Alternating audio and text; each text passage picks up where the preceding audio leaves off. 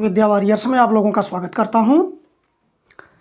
आज मैं संविधान की अनुसूचियों के बारे में चर्चा करूंगा।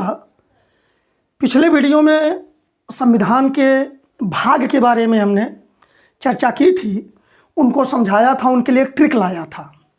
आशा है कि वह ट्रिक आपकी मदद ज़रूर की होगी। उस ट्रिक से आप आसानी से 22 भागों को रट सकते हैं। इसी तरह से अनुसूचियों के लिए भी मैं एक ट्रिक लेके आया हूँ। पूरी कोशिश किया हूँ कि यह ट्रिक सरल हो, रोचक हो और आप आसानी से रट सकें, क्योंकि परीक्षा के लिए बहुत ही इम्पोर्टेंट है।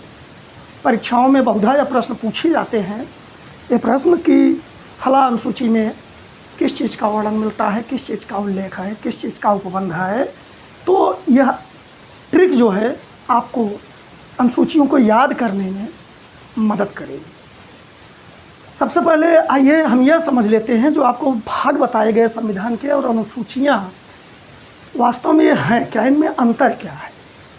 क्योंकि आप कंफ्यूज रहते हैं और जो नए विद्यार्थी होते हैं, पहली बार पॉलिटी पढ़ना शुरू करते हैं, तो भाग, अनुसूची, अनुच्छेद, हालत ख़राब, कंफ्यूज होने लगते हैं। दरअसल बहुत सरल चीज़ें हैं। आप समझिए कि आप किसी चीज़ के बारे में कुछ लिखना चाह रहे हैं, बहुत सारे टॉपिक्स हैं उसमें, तो क्या करते हैं, चैप्टर अलग कर देते हैं। इस चीज़ के लिए यह, इस चैप्टर में यह, इस चैप्टर में यह, जैसे आप पाठ्य पुस्तकों में देखते हैं। चैप्टर अलग कर, जैसे विज्ञान का चैप्टर आप पढ़ रहे हैं तो आप देखते हैं कि यूनिट बना देते हैं, उनमें अलग अलग चीज़ें भी चैप्टर वाइज करके उस तरह से उनको अलग अलग भागों में बांट देते हैं। तो संविधान को जो लिखा गया वह इसी तरह से 22 भागों में बांट करके, वो जो संविधान की किताब है 22 भागों में बांट दिया गया है सुविधा की दृष्टि से। और उसमें जो आपके जितने भी अनुच्छेद हैं 1 से लेकर के 395 तक, और उनमें जो अन्य भी जोड़े गए हैं, वो सब उसी 1 से लेकर के 22 तक भागों में सबके वर्णन मिलेंगे, अलग अलग भागों में। जिस भाग में जिस चीज़ का वर्णन होगा उससे संबंधित अनुच्छेद उसमें बताए गए हैं। आप भाग समझ गए। अब आइए अनुसूचियाँ समझते हैं। अनुसूचियों की क्या ज़रूरत होती है, क्या ज़रूरत पड़ी संविधान में कि अनुसूचियाँ बनाई गई जब भाग और अनुच्छेद थे। दरअसल होता क्या है, मैं इसे एक उदाहरण लेकर समझाना चाहता हूँ। चलिए, आप अपने परिवार में एक टूर का प्लान बना रहे हैं और खूब खरीदारी वगैरह, शॉपिंग वगैरह होगी, मान लीजिए, ठीक है। अब आप क्या प्लान बनाते हैं, किन किन लोगों को जाना है, कितनी गाड़ियाँ चाहिए, कहाँ कहाँ हम जाएंगे, हम किस होटल पे रुकेंगे, कहाँ क्या करेंगे, वो सारी चीज़ें अगर हम वर्णन करना शुरू करें तो केवल उतने से हमारा काम समाप्त नहीं होता है, और भी समस्याएं हमारे पास आ जाती हैं। अब जैसे किसी ने कह दिया हमको ख़रीदारी करनी है, अब क्या क्या ख़रीदारी करनी है वो पूरा कैटालॉग दे दिया है आपको, सूची। आप अब जो लिख रहे हैं कि हमें क्या क्या करना है, अब आप वहाँ सूचियाँ नहीं लिख सकते कि क्या क्या खरीदना है। उसके लिए निश्चित है आप दिमाग लगाएंगे कि एक अलग सूची बना लीजिए भैया खरीदारी वाली। संविधान में भी यही समस्या आती है जब किताब लिखी गई। अब जैसे किसी अनुच्छेद को बताया गया कि इसमें यह व्यवस्था दी जाएगी, और वहाँ अब सारी बातें बताना, डिफाइन करना बहुत जब मुश्किल होने लगता है, तो उसके लिए सूची तैयार कर ली जाती है कि इसके लिए भैया एक अलग से अनुसूची तैयार कर लीजिए। अनुपसर्ग है, सूची आप जानते हैं, अनु का अर्थ होता है जो पीछे चलिए, एक तरह से जैसे उससे समर्थित सूची जो होती है वह अनुसूची है। अब होता क्या है कि उसको एक अलग सूची में रख लीजिए। उसके बारे में मान लीजिए बहुत बड़ा उपबंध देना है, बहुत सारा उपबंध देना है कि इसे कैसे चलाना है, क्या करना है, तो वो सारी चीज़ें वहाँ डिफाइन करना। जहाँ अनुच्छेद लिखा जा रहा है, अनुच्छेद बहुत बड़े नहीं लिखे जाते हैं, अनुच्छेद का अर्थ ही होता है बहुत छोटा होता है, तो उसकी सूची बना ली जाती है। अब यह सूची मदद करती है, वह भी संविधान का ही भाग है। उस सूची में भी परिवर्तन करेंगे, समझ लीजिए संविधान में भी संशोधन कर रहे हैं। अब तब आपका दिमाग ज़रूर काम करेगा कि वो जो अनुसूचियां हैं उनमें भी अनुच्छेद हैं, लेकिन सारे अनुच्छेद नहीं हैं। जिस अनुच्छेद से संबंधित वो अनुसूचियां बनाई गई हैं वही अनुच्छेद उसमें वर्णित है। और अब जब संशोधन किया जाएगा अगर उस अनुच्छेद से संबंधित, तो निश्चित है कि अनुसूची में संशोधन होना चाहिए। ये अभी आप समझते रहिए, क्योंकि अभी आपको यह भी समझना है कि जब अब अनुसूची आप समझ गए ऐसा है, अब संविधान की अनुसूची के बारे में हम चलते हैं, समझेंगे। तो जो मूल संविधान बना केवल 8 अनुसूचियाँ थी, अब उसमें 12 अनुसूचियाँ हो गई हैं, यानी 4 अनुसूचियाँ और जोड़ दी गई, यानी उनकी भी ज़रूरत पड़ी। तो अब वर्तमान में 12 अनुसूचियाँ हैं हमारे संविधान में। अभी हम बताएंगे कहाँ अनुसूचियों की ज़रूरत पड़ी तो क्या कर दिया गया।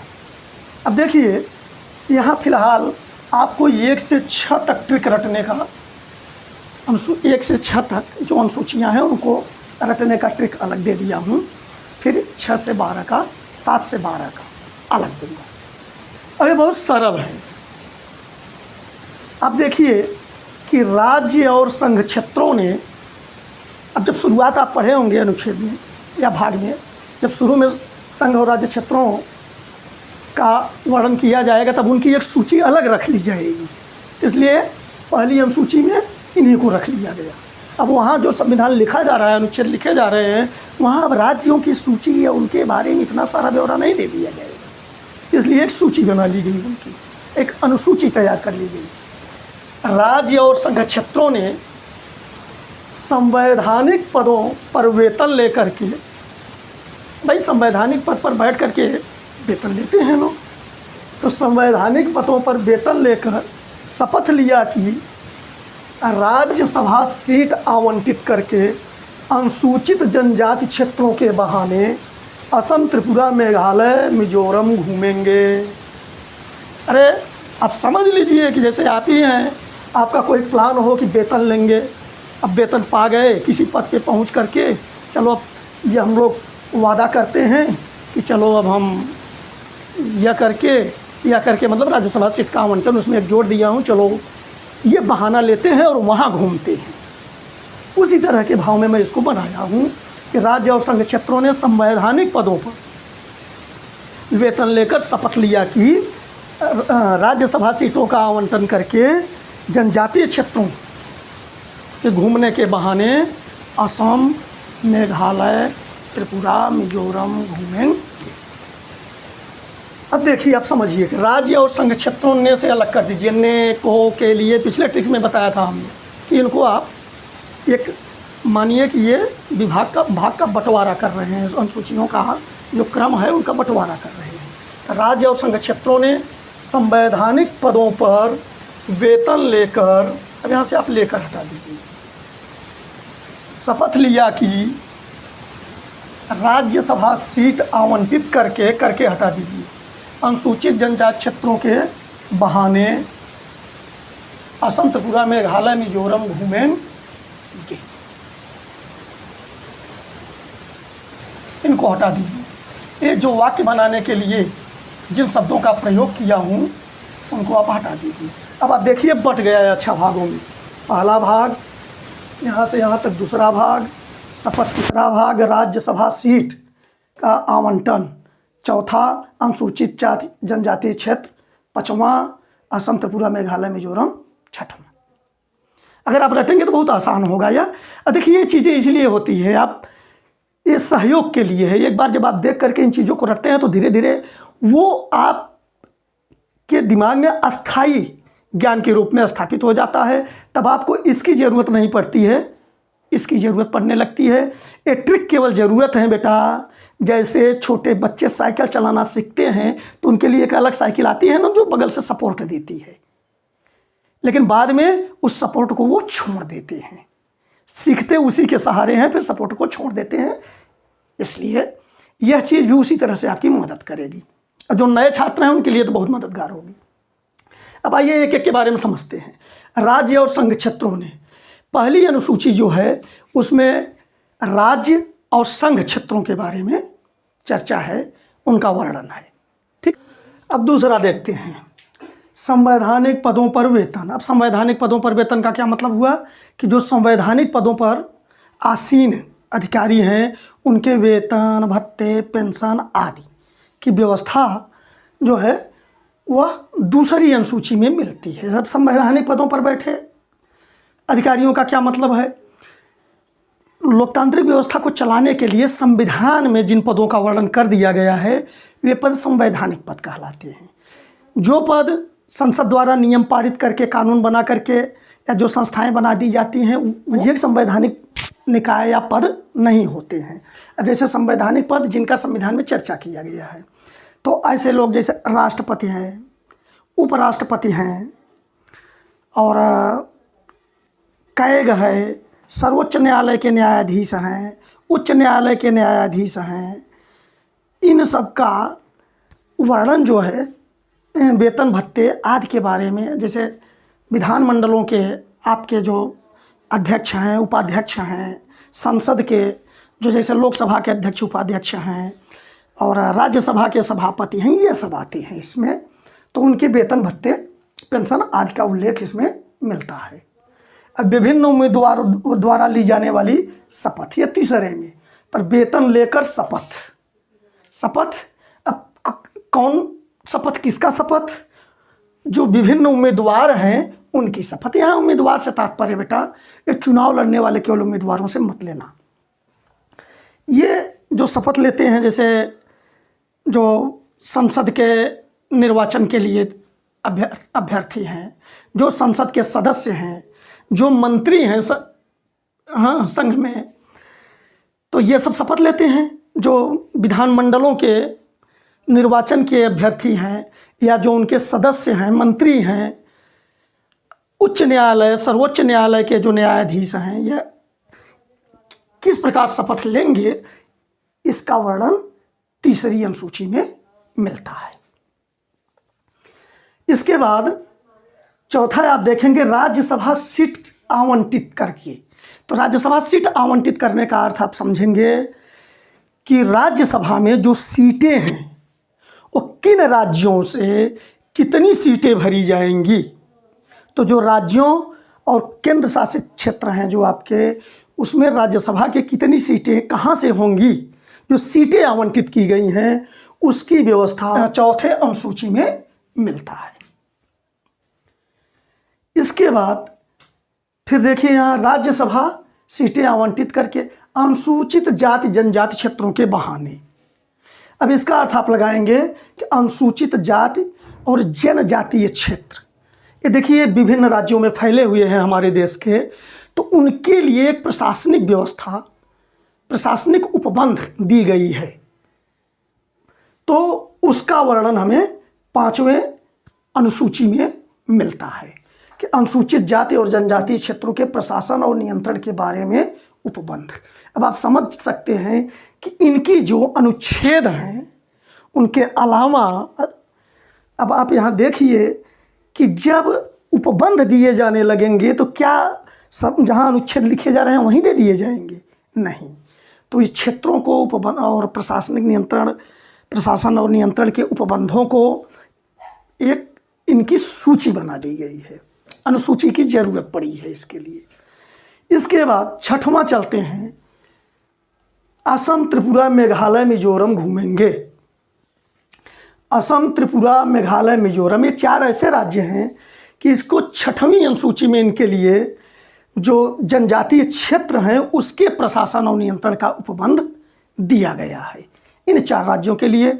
अब इस पर प्रश्न बढ़िया पूछता है कि 6वीं अनुसूची में किस राज्य के जनजातीय क्षेत्रों के प्रशासन का उपबंध है, तो आपको 4 विकल्प दे देगा। आपको रटना है यही, लेकिन उसमें से इसमें से एक विकल्प देगा कोई, या इनमें से देकर एक कोई अलग दे दिया तो पूछ दिया कौन नहीं है। तो असम, त्रिपुरा, मेघालय और मिजोरम, एक 60 नाम मैं लिख दिया हूँ आपको समझने के लिए। असम ए, असम, टी, त्रिपुरा, यम, मेघालय, यम, मिजोरम। एटीएम तो आप हमेशा कहते रहते हैं, एक यम और कहिए, लेकिन यहाँ ध्यान दीजिए कि मणिपुर वगैरह में कन्फ्यूज ना हो, समझना है आपको। असम, त्रिपुरा, मेघालय और मिजोरम। इसका स्क्रीनशॉट ले लीजिए पहले आप। अब आगे देखते हैं। अब अनुसूची 7 से 12 तक का अध्ययन करेंगे। इसके लिए एक ट्रिक देखिए आप, बहुत सरल ट्रिक लाने की कोशिश किया हूँ कि शक्ति विभाजन करके भाषा की भूमि सुधार कर दल बदल को रोकेंगे। इसकी पंचायत तो नगर में होगी। शक्ति विभाजन करके भाषा की भूमि सुधार कर दल बदल को रोकेंगे, इसकी पंचायत नगर में होगी। यानी आप इस तरह से 6 अनुसूचियों को रट लिए 7 से 12 तक। अब चलते हैं 7वीं अनुसूची, शक्ति विभाजन। शक्ति विभाजन क्या है? जो केंद्र और राज्यों के बीच शक्तियों का बंटवारा किया गया है, यानी सूचियां बना दी गई हैं कि आप किन किन विषयों पर कानून बनाने का अधिकार रखते हैं। इस तरह से आप देखेंगे इसमें 3 सूचियां बना करके शक्तियों का बंटवारा किया गया है। संघ व राज्यों के बीच शक्ति विभाजन, तो 3 सूची कौन कौन से हैं? संघ सूची, राज्य सूची, समवर्ती सूची। इन्हें भी हम संक्षेप में समझते चलते हैं। संघ सूची में कुल 100 विषय इस समय शामिल किए गए हैं जिन पर केंद्र सरकार कानून बना सकती है। मूल रूप में पहले जो है मूल रूप में 97 विषय थे, लेकिन अब 100 हैं। इसी तरह से राज्य सूची है, पहले 66 विषय थे, अब 61 हैं जिन पर राज्य सरकार कानून बनाने का अधिकार रखती है, राज्य सरकारें। अब आप ध्यान दीजिए, एक सूची और आती है समवर्ती। इस सूची की ज़रूरत क्यों पड़ी? कुछ विषय ऐसे होते हैं जिनको इस तरह से रखा जाता है कि केंद्र भी कानून बना ले ज़रूरत पड़ने पर और राज्य भी। तो ऐसे विषयों के लिए एक समवर्ती सूची तैयार की गई जिनमें 52 विषय हैं, पहले 47 विषय होते थे। इस समवर्ती सूची के विषयों पर केंद्र सरकार और राज्य सरकारें कानून बनाने का अधिकार रखती हैं। लेकिन अगर किसी कानून को लेकर के, किसी विषय पर बनाए गए कानून को लेकर के केंद्र और राज्य में विरोध उत्पन्न होता है, टकराहट उत्पन्न होती है, तो केंद्र का कानून ही मान्य होगा, केंद्र भारी पड़ जाएगी। ठीक, समवर्ती सूची के विषयों पर। अब अगला, अब शक्ति विभाजन आपने समझ लिया, फिर भाषा की भूमि सुधार कर। अब भाषा, आप जानते हैं हमारे संविधान में इस समय 22 भाषाओं का उल्लेख किया गया है जिनको 8वीं अनुसूची में रखा गया है। मूल रूप में तो 14 भाषाएं थी, लेकिन अब 22 भाषाओं को शामिल किया गया है। भूमि सुधार, जमींदारी उन्मूलन, ये 9वीं अनुसूची में आते हैं। अब आप यहाँ ध्यान दीजिए बेटा, मूल रूप में संविधान में 8 अनुसूचियाँ थी, लेकिन अब ये 9वीं शुरू हो गई। अब 9वीं शुरू होने का मतलब अब संविधान में संशोधन की ज़रूरत है। ये पहली बार संशोधन की ज़रूरत पड़ी 9वीं अनुसूची को शामिल करने के लिए। इसलिए यहाँ देखिए, प्रथम संविधान संशोधन द्वारा लिख दिया हूँ। यह बहुत ही मज़ेदार अनुसूची है। 9वीं अनुसूची मज़ेदार क्यों है, आइए समझते हैं। देखिए, 1951 में हमारे नीतिकारों ने यह सोचा कि भूमि सुधार और जमींदारी उन्मूलन पर कार्य किया जाए, क्योंकि कुछ लोगों के पास बहुत अधिक ज़मीन है जिसको वो जोत बो नहीं सकते, और कुछ लोग बिल्कुल भूमिहीन हैं। तो भूमि सुधार के लिए व्यवस्था की जानी चाहिए। तो वे इसकी व्यवस्था प्रथम संविधान संशोधन द्वारा लाए, एक नई अनुसूची जोड़ दिए उसमें संशोधन के द्वारा। अब यह व्यवस्था क्या थी? अब आप एक बात समझिए कि अब तक, अभी तक जो संपत्ति का अधिकार था वह मौलिक अधिकार था। और जब आप भूमि सुधार करेंगे, जमींदारी उन्मूलन करेंगे, तो निश्चित है कि यहाँ मौलिक अधिकार का हनन होगा, न्यायिक विवाद बढ़ेंगे। इसलिए नीतिकारों ने इससे बचने के लिए एक व्यवस्था की कि यह 9वीं अनुसूची में जो व्यवस्था दी जाएगी यह न्यायालय में वाद का विषय नहीं बन सकता। यानी इसके विरुद्ध कोई न्यायालय, इस अनुसूची में जो व्यवस्था दी जाएगी उसके विरुद्ध कोई न्यायालय में नहीं जा सकता, उसकी सुनवाई न्यायालय में नहीं की जा सकती। ऐसी व्यवस्था भी दे दी है 9वीं अनुसूची के लिए, इसीलिए यह मज़ेदार है। लेकिन अब आगे क्या होता है? अब यह काफ़ी समय तक इसमें जो भी विषय डाले गए उनको किसी भी कोर्ट में चुनौती नहीं दी जा सकी। लेकिन जब केशवानंद भारती मामला, ये बहुत ही चर्चित विषय था, कभी अलग से इसको बताऊंगा, बड़ा मज़ेदार मुकदमा था यह सर्वोच्च न्यायालय का फैसला आया था इस पर तो यह बहुत व्यापक फैसला था, पूरे विश्व की निगाह इस फैसले पर थी, काफ़ी व्यवस्था बदलने वाली थी इस फैसले से। तो वामन राव, एक मामला था वामन राव का, तो सुप्रीम कोर्ट ने इस मामले में 1981 में एक फैसला सुनाया कि 24 अप्रैल 1973 को केशवानंद भारती मामले पर जो सर्वोच्च न्यायालय ने निर्णय दिया, उसी तिथि से यह स्पष्ट हो जाता है कि 9वीं अनुसूची में शामिल विषय भी न्यायिक समीक्षा से बाहर नहीं है।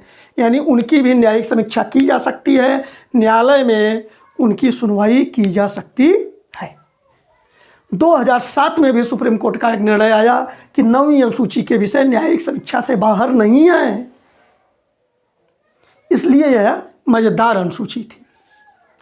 अब फिर दल बदल को रोकने के लिए, दल बदल आप समझते ही हैं राजनेताओं के, तो दल बदल को रोकने के लिए 1985 में एक व्यवस्था दी गई 52वें संशोधन के द्वारा, ताकि इसे रोका जा सके। यह दल बदल रोधी कानून या दल परिवर्तन रोधी कानून कहलाता है। 11वीं अनुसूची जोड़ी गई। अब देखिए अनुसूचियाँ बढ़ रही हैं, तो जब अनुसूचियाँ आप जोड़ेंगे तो संविधान में संशोधन करना पड़ेगा। अब यह 73वां संविधान संशोधन था, दल बदल वाला 52वां संशोधन, इन सबको भी आप रटे रहेंगे, इसीलिए इनकी चर्चा भी मैं कर दे रहा हूँ। यह 1992 में 73वां संविधान संशोधन किया गया।